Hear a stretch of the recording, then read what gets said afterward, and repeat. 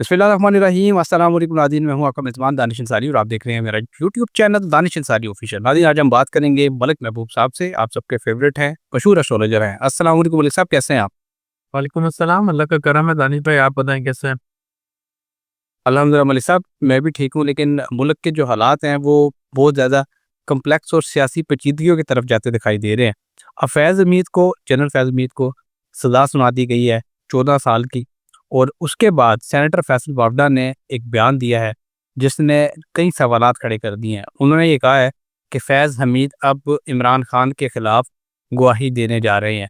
अगर फैज़ हमीद गवाही दे देते हैं, क्या उनकी कैद में कोई कमी आ जाती है? ज़ाहिर है अगर वो गवाही देंगे तो उनसे यही कहा जाएगा कि आप वादा माफ़ गवाह बन लें, ताकि अगर आपकी कैद में कोई कमी कर दें या आपको कोई रियायत दे दे। और फैसल बावडा ने ये भी कहा है कि फैज़ हमीद इमरान खान के खिलाफ सिर्फ गवाही नहीं देंगे बल्कि शवाहिद भी पेश करेंगे। सर, आप क्या देख रहे हैं? क्या वाक़ई फैज़ हमीद खान साहब के खिलाफ कोई शवाहिद देने जा रहे हैं? और क्या ये शवाहिद खान साहब के खिलाफ कोई बड़ा केस, कोई नया केस या कोई नया पेंडोरा बॉक्स खोल सकते हैं? अच्छा दानिश भाई, आज जितनी भी मैंने व्लॉग किए हैं, सबके सवाल ये थे कि सर आप जो बोल रहे हैं वो ग्राउंड रियलिटी से मैच ही नहीं कर रहा। जो ग्राउंड रियलिटी है वो कुछ और बता रही है, आप जो बोल रहे हैं कि पीटीआई बेहतर हो रही है, खान साहब के लिए बेहतरी आ रही है, वो नज़र नहीं आ रही। कभी-कभी ग्राउंड रियलिटी कुछ और बता रही होती है, सितारे कुछ और बता रहे होते हैं। सितारे जो आने वाले टाइम के बारे में बता रहे थे, ग्राउंड रियलिटी प्रेज़ेंट है। तो जो आगे वाले टाइम है, वो बहुत केओटिक है, मैंने पहले भी बोला है। मैंने ये नहीं कहा कि खान साहब और पीटीआई के लिए जो फेवर्स आएँगी, वो प्लेट में आ जाएगी। जद्दोजहद उनको करनी पड़ेगी, बल्कि स्ट्रगल पहले से भी ज़्यादा करनी पड़ेगी। लेकिन बात ये है कि ये जो टाइम है, ये बड़ा फ़ेवरेबल है इनके लिए। कोई भी उल्टी चीज़ इनके लिए फ़ेवरेबल हो जाएगी। फॉर एग्ज़ाम्पल, ये अगर बैन करते हैं पीटीआई को, वो इनके लिए फ़ेवरेबल हो जाएगा। अगर खान साहब को ये यहाँ से उठा के कहीं और शिफ्ट कर देते हैं, ये खान साहब के लिए फेवरेबल हो जाएगा। तो एक्चुअल में हुकूमत और जो सिस्टम है, उसके लिए अभी बहुत बहुत मतलब लिमिटेड रिसोर्सेज हैं। बज़ाहिर आपको मेरी बात वाकई नहीं समझ में आ रही होगी और यकीन भी नहीं आ रहा होगा, मैं समझ सकता हूँ। लेकिन चीज़ों को ज़रा अनफोल्ड होने दें। अनफोल्ड होंगी, आपको क्लैरिटी आना शुरू हो जाएगी। ये इस वक्त डस्ट है, एक ये स्टॉर्म में से हम गुजर रहे हैं। तो जो डस्ट है वो इतनी अ, हवा में फैल गई है कि क्लैरिटी नहीं है, फॉग बहुत ज़्यादा है। तो थोड़ा-सा वेट करें, डस्ट को सेटल डाउन होने दें, फिर आपको सही समझ में आएगा कि ये फैज़ हमीद के कॉन्सिक्वेंसेस क्या होंगे, या खुदा ना खास्ता खान साहब के लिए और कोई नई मुश्किलात आ रही है, क्या हो रहा है। देखिए, मैंने आपको बोला है कि 2026 पीटीआई और खान साहब के लिए फेवरेबल है।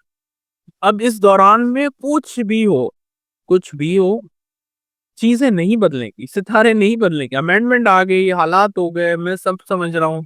कि केस हो गया फैज़ अमीन साहब पे, सब कुछ हो रहा है। लेकिन अगर सितारे इस तरह से बदलना शुरू हो जाए तो फिर तो रीडिंग ही नहीं होगी। आप बात को समझें, तो रीडिंग वही है, थोड़ा-सा वेट करें बस। ओके, अच्छा सर, आप तो सब अच्छा है की बात कर रहे हैं, बिल्कुल आपने ज़ाहिर-ए-ज़ाहिर देखा होगा, इसी वजह से आप बता रहे हैं। सर, ये भी कहा जा रहा है कि जो भी लोग फैज़ हमीद के साथ मुलव्विस थे, चाहे वो साकिब निसार थे, चाहे वो बुशरा बीबी थी, ये तलाल चौधरी ने आज बात की है, उन सब का ट्रायल होगा। सर, क्या मज़ीद लोगों भी इसके शिकंजे में आते दिखाई दे रहे हैं? फैज़ हमीद के जो मामलात हैं, उसमें मज़ीद लोग भी इसका शिकार बनते दिखाई दे रहे हैं? पाकिस्तान की वैसे हिस्ट्री रही है कि सज़ाएँ हो जाती हैं, सब कुछ हो जाता है, फिर सज़ाएँ माफ़ भी हो जाती हैं। फिलहाल मुझे ये बताएँ कि सज़ाएँ होती हैं, आपको दिखाई दे रही? सर, सब होगा। ये सब सज़ाएँ ही एक्चुअली हुकूमत के लिए मसला बनेगा। हुकूमत तो समझ रही है ये दीवार को लगा रहे हैं, मैं समझता हूँ। लेकिन ये सज़ाएँ, ये सब चीज़ें इनके ऊपर उल्टी बैकफ़ायर कर जाएँगी। ये आप मेरी बात समझें। सज़ा भी होगी, हो सकता है केपी की हुकूमत भी चली जाए वहाँ से। केपी में मार्शल लॉ, वो जो भी आप बोलते हैं, कौन-सा गवर्नर राज लग गया। बेटर। जी, बिल्कुल, ये सब कुछ हो सकता है। क्योंकि पाकिस्तान एक केओटिक टाइम के अंदर एंटर कर चुका है। तो आप ये नहीं समझें कि ये चीज़ें आज अदालतें खान साहब को मतलब क्लियर चिट दे देगी, आप क्लीन हैं, आप बाहर जाएँ, आप अपनी लाइफ एन्जॉय। ऐसा कुछ भी नहीं होने वाला है। ये ज़हन में रखें। ये मसले उभरेंगे, लावा फटेगा, उसके बाद सब चीज़ें सेटल डाउन अब मेरे ओके, लगता सर समझ गए आपकी होंगे मेरी बात। जी, जी। आपकी बातों से मैं बहुत सारी चीज़ें समझ गया हूँ, लेकिन एक मैं स्पेसिफ़िक क्लैरिटी आपसे लेना चाह रहा हूँ अवाम के हवाले से। ज़ाहिर है जो हमारे नाज़रीन हैं, उनको भी हमने इन्वॉल्व करना है अपनी डिस्कशन में। तो सर पाकिस्तान के अवाम का ज़ायचा क्या बता रहा है? क्योंकि अभी एक अंदर से खबर आई कि एस्टेब्लिशमेंट ने बिल्कुल ये कह दिया, क्लियर कट कह दिया कि बस बहुत हो चुका है। अब जो भी एस्टेब्लिशमेंट के खिलाफ, आर्मी के खिलाफ कोई गलत प्रोपेगेंडा करेगा, गलत बात करेगा, उसके खिलाफ क्रैकडाउन होगा, उसको अंजाम तक पहुँचाया जाएगा। सर, मुझे ये बता दें क्या अब आम आवाम, जर्नलिस्ट इन लोगों के खिलाफ भी कोई क्रैकडाउन शुरू होने वाला है? क्योंकि ज़ाहिर है अवाम की एक बहुत बड़ी तादाद 70% अवाम कह सकते हैं, खान साहब के साथ आज खड़े हुए हैं और पहले भी जब हम जनरल इलेक्शन हुए थे उसमें भी लोगों ने ये चीज़ दिखाई थी कि हम आपके साथ खड़े हैं। जी, बिल्कुल होने वाला है। सारे सवालों का एक ही जवाब, सब कुछ होगा सर। ये तूफ़ान आएगा, ये तूफ़ान आएगा और बहुत सौ को बहा ले जाएगा। लेकिन इसके बाद जो बहार आएगी, उसकी बातें मैं कर रहा हूँ। तो तूफ़ान के लिए तैयार रहें, बस सिंपल सी बात है। ये आएगा, बहुत प्रॉब्लम्स आएँगी। मैं आपको बता रहा हूँ, मैं डरा नहीं रहा हूँ और मैं डराता भी नहीं। लेकिन क्लैरिटी बताना मेरा फर्ज़ है।